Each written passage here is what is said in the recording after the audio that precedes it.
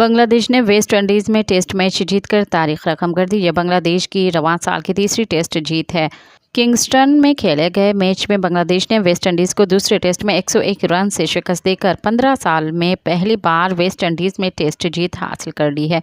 दूसरी इनिंग्स में जाकर अली के 91 रन के जवाबी इनिंग्स की बदौलत वेस्ट इंडीज़ के 287 रन का हदफ मिला है, लेकिन बाएं हाथ के स्पिनर तेजुल इस्लाम ने 5 विकेटें लेकर वेस्ट इंडीज़ को 185 रन पर आउट करने में अहम किरदार अदा किया।